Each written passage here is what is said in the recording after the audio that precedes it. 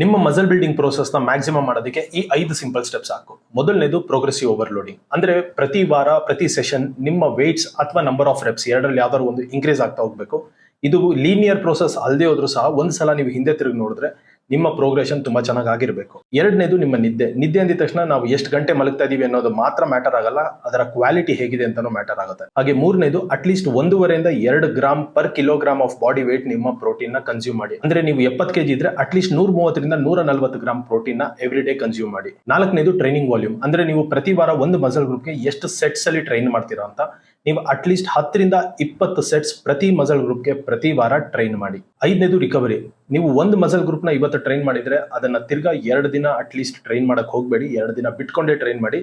ಇದು ಕೆಲವು ಸಲ 3 ದಿನ ಆಗ್ಬೋದು ಅಥವಾ 4 ದಿನ ಆಗ್ಬೋದು. ಇದು ನಿಮ್ಮ ರಿಕವರಿ ಮೇಲೆ ಡಿಪೆಂಡ್ ಆಗುತ್ತೆ. ಹಾಗೆ ರಿಕವರಿ ಬೆಟರ್ ಆಗೋದಕ್ಕೆ ನಿಮ್ಮ ಪ್ರೋಟೀನ್ ಹಾಗೂ ನಿಮ್ಮ ನಿದ್ದೆ ಎರಡೂ ಸಹ ಸಫಿಶಿಯಂಟ್ ಆಗಿದ್ರೆ ನಿಮ್ಮ ರಿಕವರಿನೂ ಸಹ ಕ್ವಿಕ್ಕರ್ ಆಗಿರುತ್ತೆ.